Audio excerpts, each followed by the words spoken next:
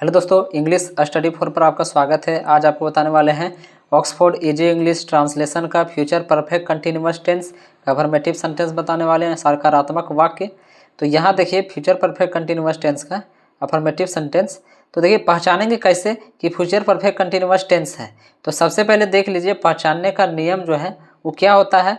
तो देख लीजिए वाक्य के अंत में ता रहा होगा, ती रही होगी या ते रहे होंगे आदि रहता है तो फ्यूचर परफेक्ट टेंस समझा जाएगा, ठीक ना। तो ये आपको देखना है कि वाक्य के अंत में क्या है। अगर ता रहा होगा या ती रही होगी या ते रहे होंगे तो उसको जो है फ्यूचर परफेक्ट कंटिन्यूअस टेंस समझा जाएगा। और यह भी देखना है कि सेंटेंस जो दिया गया है वह किस टाइप का सेंटेंस है, क्या सकारात्मक है या नकारात्मक है या प्रश्नवाचक है। तो जिसमें सकारात्मक वह सेंटेंस होता है जिसमें नहीं का भी बोध नहीं होता है और प्रश्न भी नहीं पूछता है, यानी सिंपल होता है, ठीक ना। तो उसको हम सकारात्मक यानी अफर्मेटिव सेंटेंस कह सकते हैं। तो देख लीजिए ये तो पता चल गया पहचानने का नियम। तो इसको बनाने का नियम देख लीजिए, स्ट्रक्चर इसका। तो देखिए सबसे पहले क्या होता है स्ट्रक्चर में, सब्जेक्ट को लिखेंगे, उसके बाद शैल या विल का इस्तेमाल करना है, उसके बाद हैव बीन का इस्तेमाल करना है, उसके बाद वर्ब का फोर्थ फॉर्म का इस्तेमाल करना है, चौथा फॉर्म, उसके बाद ऑब्जेक्ट का, उसके बाद सिंस या फॉर का इस्तेमाल करना है। तो यहाँ देख लीजिए इसके जगह में आपको क्या करना है, ये सिंस है, ये सिंस के जगह में क्या करना है आपको, फ्रॉम, फ्रॉम FROM, फ्रॉम का इस्तेमाल करना है या फिर फॉर का। तो यहाँ देख लीजिए फ्रॉम का कब इस्तेमाल किया जाता है और फॉर का कब इस्तेमाल किया जाता है। तो देखिए जब निश्चित समय रहेगा तो उसके लिए हम फ्रॉम का इस्तेमाल करेंगे, और जब निश्चित नहीं रहेगा अनिश्चित समय रहेगा तो उसके लिए हम फॉर का इस्तेमाल करेंगे, ठीक। ये बात क्लियर हो गई। अब देखिए होता क्या है कि बहुत सारे स्टूडेंट ये कन्फ्यूजन में रहते हैं कि यहाँ तो दो गो है, शैल का इस्तेमाल करें हेल्पिंग वर्ब में या विल का। तो देखिए अगर हमारा सब्जेक्ट तय करता है कि सब्जेक्ट मेरा कैसा है, अगर सब्जेक्ट हमारा अगर फर्स्ट पर्सन हो यानी आई या वी हो तो उसके साथ शैल का इस्तेमाल किया जाएगा, ठीक। और हमारा सब्जेक्ट फर्स्ट पर्सन नहीं है तो उसके सभी सब्जेक्ट के साथ जो है विल का इस्तेमाल किया जाता है, ठीक। तो यहाँ तक आपका कन्फ्यूजन क्लियर हो गया होगा। तो चलिए कुछ एग्जाम्पल्स है हमारे पास, उसको बनाने का प्रयास करते हैं। तो देखिए फर्स्ट नंबर एग्जाम्पल्स क्या है, देखिए मैं सोता हुआ रहूंगा, क्या हो रहा है, सोने का काम जो है आगे भी होगा, है ना, ता रहूंगा, है ना, ता रहा होगा, ता ती रही होगी या ते रहे होंगे आ रहा है। तो यह तो समझ गए कि फ्यूचर परफेक्ट कंटिन्यूअस टेंस है। तो इसका बनाने का जो स्ट्रक्चर है ये वाले स्ट्रक्चर के अनुसार बनेगा, ठीक। तो सबसे पहले किसका इस्तेमाल किया गया है, सब्जेक्ट का। सब्जेक्ट मेरा क्या है, देखिए मैं, क्या है मैं, और मैं का इंग्लिश क्या होता है आई, देखिए आई। और आई के साथ क्या इस्तेमाल करना है, शैल का, क्या करना है, शैल का इस्तेमाल किया गया है। आई और वी रहेगा सब्जेक्ट तो हम शैल का इस्तेमाल करेंगे हेल्पिंग वर्ब, है ना, हेल्पिंग वर्ब है तो हम सब्जेक्ट मेरा आई और वी रहेगा तो उसके साथ हम शैल का इस्तेमाल करेंगे, तो शैल लग जाएगा। शैल ये दोनों में से में एक ही का इस्तेमाल करना है, ऐसा नहीं कि दोनों का इस्तेमाल कर दिए, ठीक। तो शैल का इस्तेमाल कर दिए, उसके बाद हैव बीन का इस्तेमाल करना है, हैव बीन। उसके बाद वर्ब का चौथा फॉर्म। तो वर्ब का चौथा फॉर्म यानी वर्ब यहाँ क्या काम हो रहा है, देखिए सोने का काम हो रहा है। और सोना को इंग्लिश में क्या बोलते हैं, स्लीप, क्या बोलते हैं, स्लीप। और स्लीप का चौथा फॉर्म क्या हो जाएगा, स्लीपिंग, क्या हो जाएगा, स्लीपिंग। ING लग जाता है स्लीप में, बिफोर का मतलब क्या है, ING लग जाता है। ये कैसा वाक्य है, तो देख रहे हैं ये सिंपल क्या है, फुल स्टॉप लगा हुआ है तो फुल स्टॉप लगा देंगे। तो I shall have been sleeping, ये इसका सेंटेंस बन गया, ठीक। तो यहाँ क्या था, यहाँ फ्रॉम या सिंस का या ऑब्जेक्ट का इस्तेमाल नहीं किए, है ना, आप कह रहे होंगे। तो यहाँ क्या हो रहा है कि यहाँ जो है ना ऑब्जेक्ट दिया हुआ है और ना ही समय की बात हो रही है ना। तो ये जो क्वेश्चन है यहीं तक हमारा कंप्लीट हो गया।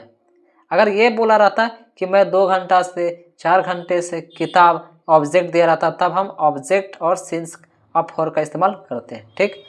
तो यहाँ तक आपका कन्फ्यूज़न क्लियर हो गया होगा। तो चलिए देखिए नेक्स्ट क्वेश्चन क्या है कि तुम खाते हुए रहोगे, क्या हो रहा है, तुम खाते हुए रहोगे। तो देखिए सब्जेक्ट मेरा यहाँ क्या है, यू, क्या है, यू। यू के साथ शैल का इस्तेमाल होगा कि विल का, तो विल का इस्तेमाल होगा सर। क्यों होगा विल, तो विल यहाँ देखिए सभी सब्जेक्ट के साथ विल लगाना है, सिर्फ आई और वी को वी के साथ शैल का इस्तेमाल करना है। ठीक, तो ये दोनों में से में यू जो है नहीं आता है तो यू के साथ विल का इस्तेमाल करना है। तो हमारा सब्जेक्ट यू के साथ विल का इस्तेमाल करना है। ठीक, विल। उसके बाद हैव बीन का इस्तेमाल करना है, हैव बीन। अगर ये आपको स्ट्रक्चर अगर समझ में आता है तभी आप सेंटेंस को बढ़िया से बना पाएंगे, है ना। तो हैव बीन का इस्तेमाल कर दिए। उसके बाद वर्ब का चौथा फॉर्म, तो वर्ब यहाँ देखिए क्या क्या काम हो रहा है, खाने का काम हो रहा है। क्या काम हो रहा है, खाने को। और खाने का इंग्लिश में क्या बोलते हैं, ईट। और ईट का चौथा फॉर्म क्या होता है, ईटिंग। क्या होता है, ईटिंग। फुल स्टॉप है तो फुल स्टॉप लगा देंगे। तो ये हमारा क्या हो गया, सेंटेंस कंप्लीट हो गया। ठीक, तो ये हमारा सेंटेंस कंप्लीट हो गया। उसके बाद देखिए थर्ड नंबर, तो थर्ड नंबर में क्या कह रहा है कि मैं शाम से पढ़ता रहूंगा, है ना। यहाँ देखिए समय का बात हो रहा है। क्या बात हो रहा है, शाम से। तो सब्जेक्ट, सबसे पहले सब्जेक्ट को लिखना है। सब्जेक्ट मेरा क्या है, तो मैं, और मैं का इंग्लिश क्या होता है, आई। तो सब्जेक्ट के जगह में क्या लिखेंगे, आई।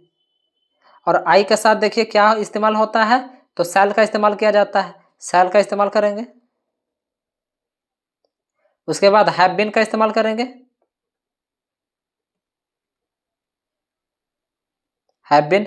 उसके बाद वर्ब का चौथा फॉर्म, तो वर्ब यहाँ क्या पढ़ने का काम हो रहा है, तो यहाँ पढ़ने का काम हो रहा है। और पढ़ना को इंग्लिश में क्या बोलते हैं, रीड। और रीड का चौथा फॉर्म क्या होता है, रीडिंग। क्या होता है, रीडिंग। उसके बाद आता है ऑब्जेक्ट, तो ऑब्जेक्ट यहाँ दिया हुआ है, क्या क्या पढ़ रहे हैं पता है क्या, नहीं, नहीं पता है तो ऑब्जेक्ट नहीं है। उसके बाद आता है फ्रॉम या फॉर का इस्तेमाल करना है। तो देखिए यहाँ क्या है, शाम। शाम एक ऐसा चीज है, निश्चिंत समय है। ऐसा नहीं कि दोपहर को शाम हो जाता है या सुबह को शाम हो जाता है, नहीं। कि शाम जो है निश्चिंत है, शाम को ही शाम होता है।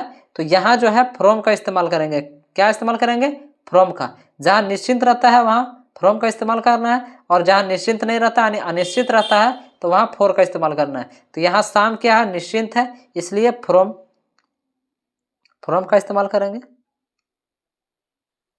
और शाम का इंग्लिश क्या होता है, इवनिंग। क्या होता है, इवनिंग। ये हमने इवनिंग। अब देखिए, अब इवनिंग हमने लिख दिया। उसके बाद यहाँ क्या है, फुल स्टॉप है, तो फुल स्टॉप लगा देंगे। तो I shall have been reading from evening, मतलब मैं शाम से पढ़ता रहूंगा। ये इसका सेंटेंस बन गया, है ना। तो यहाँ देखिए ये कंप्लीट हो गया। अब फोर्थ नंबर को समझते हैं। तो फोर्थ नंबर क्या है कि वह 5 दिनों से पढ़ता रहेगा। कितने दिनों से, तो 5 दिनों से पढ़ता रहेगा। तो क्या है सब्जेक्ट मेरा, ही का इस्तेमाल करेंगे, ही। और ही के साथ हेल्पिंग वर्ब क्या इस्तेमाल होगा, तो विल का इस्तेमाल होगा। क्योंकि सिर्फ आई और वी हमारा सब्जेक्ट रहेगा तब शैल का इस्तेमाल करना, बाकी बस सभी सब्जेक्ट के साथ विल का इस्तेमाल करना है। तो क्या हो जाएगा, विल। क्या हो जाएगा, विल। उसके बाद हैव बीन का इस्तेमाल करना है, हैव बीन।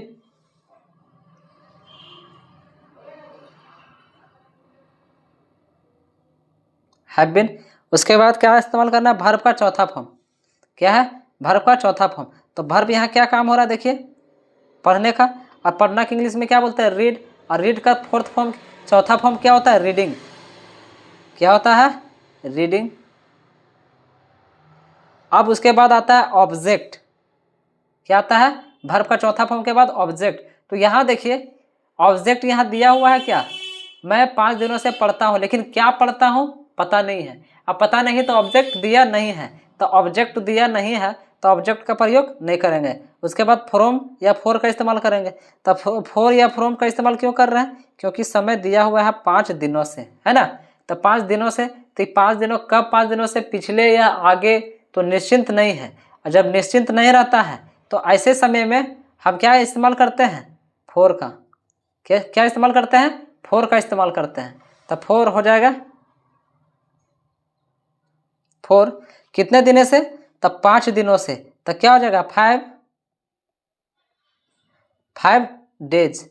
यानी डे मतलब दिन होता है, लेकिन दिनों है तो क्या हो जाएगा, डेज। ये हो गया। अब फुल स्टॉप है तो फुल स्टॉप लगा देंगे।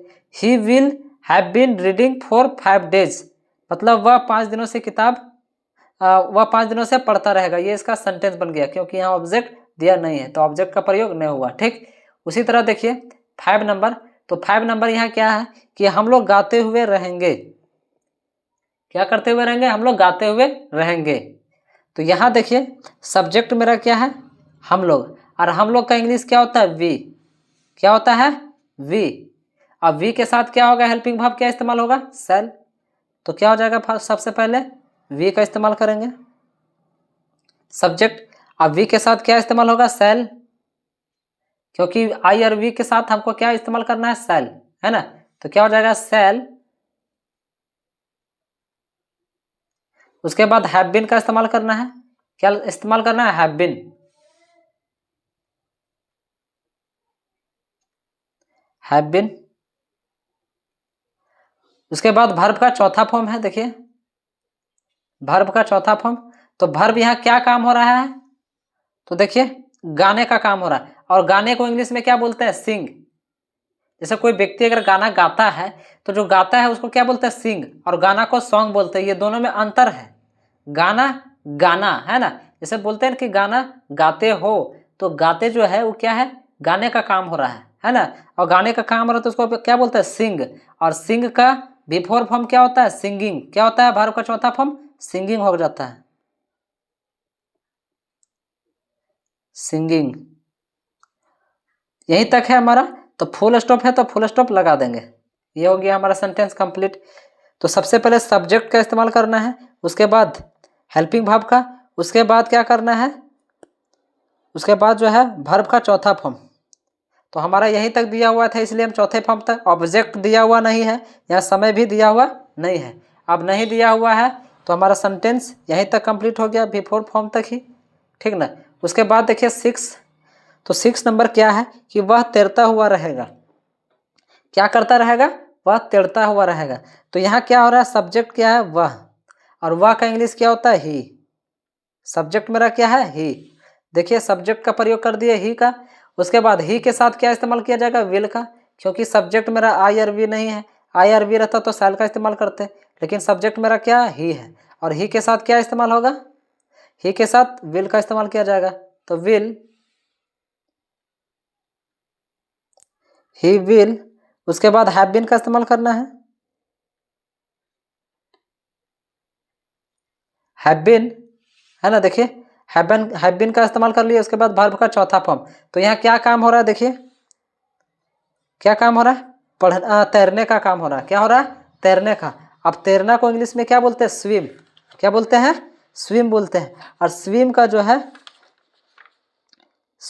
है क्या होता है? बिफोर फॉर्म स्विमिंग, क्योंकि उसमें आईएनजी लग जाएगा। क्या लग जाएगा? आईएनजी लग जाएगा। तो क्या हो जाएगा? स्विम मतलब तैरना होता है। एक और एम होता है स्विमिंग, आईएनजी बिफोर फॉर्म लग गया। तो क्या हो गया? स्विमिंग, है ना। तो सबसे पहले क्या इस्तेमाल करना है? सब्जेक्ट का। उसके बाद शैल या विल का इस्तेमाल करना है, हेल्पिंग वर्ब। उसके बाद हैव बीन लगाना है, नेसेसरी हैव बीन लगाना है। उसके बाद वर्ब का चौथा फॉर्म, तो चौथा फॉर्म लगा दिए। उसके बाद ऑब्जेक्ट, तो ऑब्जेक्ट नहीं दिया हुआ है। हम कहाँ तैरते हैं? तालाब, कुआं, कहीं दिया हुआ नहीं है, तो ऑब्जेक्ट का प्रयोग नहीं होगा। उसके बाद समय का भी दिया हुआ नहीं है, तो समय नहीं दिया हुआ है तब फ्रॉम या फॉर का प्रयोग नहीं किया जाएगा। ठीक।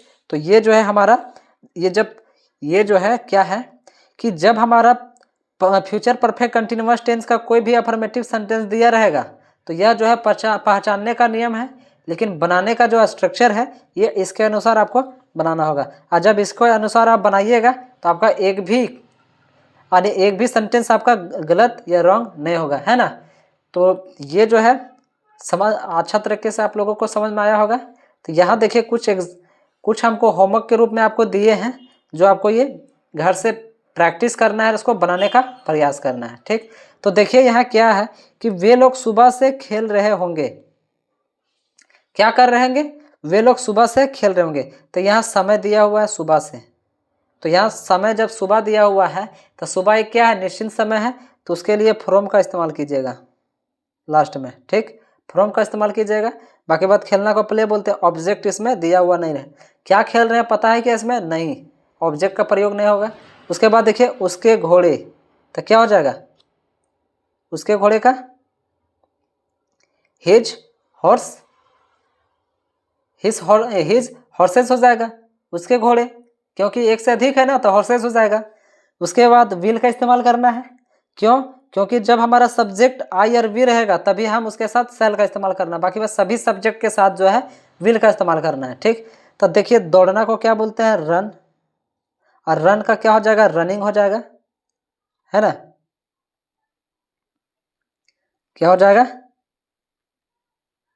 रनिंग हो जाएगा, बिफोर फॉर्म।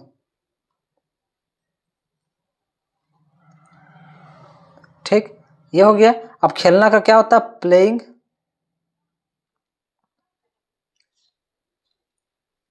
आईएनजी लग जाएगा, बिफोर हो गया, मतलब खेलना, प्ले मतलब खेलना, लेकिन उसमें क्या है, खेल रहा है, दौड़ रहा है, ये आता है सेंस बिफोर का। ठीक ना। उसके बाद देखिए क्या है, थर्ड, क्या काम हो रहा है यहाँ, गाना गाने का। तो यहाँ आपको क्या करना है, अब गाने को इंग्लिश में क्या बोलते हैं, सिंगिंग, बिफोर सिंगिंग होता है, गा रहा। ठीक, तो सबसे पहले क्या करना है आपको, सब्जेक्ट को लिखना है। सब्जेक्ट के बाद देखिए ये स्ट्रक्चर देख लीजिए थोड़ा सा। सबसे पहले आपको क्या करना है, सब्जेक्ट का इस्तेमाल किया हुआ है। जब आपका सब्जेक्ट आई और वी रहेगा तो शैल का इस्तेमाल करना है, और आई और वी नहीं रहेगा हमारा सब्जेक्ट तो उसके साथ विल का इस्तेमाल करना है। ठीक, उसके बाद हैव बीन जो है नेसेसरी है, हैव बीन सभी में लगेगा। उसके बाद वर्ब का चौथा फॉर्म इस्तेमाल करना है। कोई भी क्रिया अगर कोई भी काम दिया हुआ है तो उसका बिफोर फॉर्म बनाना है, आईएनजी लगा करके। ठीक ना, तो बिफोर फॉर्म बनाने के बाद उसके बाद ऑब्जेक्ट अगर दिया हुआ है तो ऑब्जेक्ट का काम करेंगे। ठीक ना, कि किस पे वो काम हो रहा है। तो वहाँ क्या था कि गाना गाने का काम हो रहा था, तो गाना भी दिया हुआ था, ऑब्जेक्ट भी दिया हुआ है और क्रिया भी दिया, वर्ब भी दिया हुआ है, तो ये दोनों होगा। और यहाँ क्या है, जब समय दिया रहेगा सुबह से, शाम से, 2 बजे से, 2 घंटा से, 4 बजे से अगर दिया रहेगा तब फ्रॉम या फॉर का इस्तेमाल करना है। और जब समय का दिया हुआ नहीं रहेगा तो फ्रॉम या फॉर का इस्तेमाल नहीं करना है। ठीक, तो आई होप कि ये वीडियो आप लोगों को पसंद आया होगा, और पसंद आया होगा तो एक लाइक, कमेंट और शेयर ज़रूर करें। और हमारे चैनल पर नए होंगे तो हमारे चैनल इंग्लिश स्टडी 4 को सब्सक्राइब ज़रूर करें। तब तक के लिए जय हिंद, मिलते हैं नेक्स्ट वीडियो में, धन्यवाद।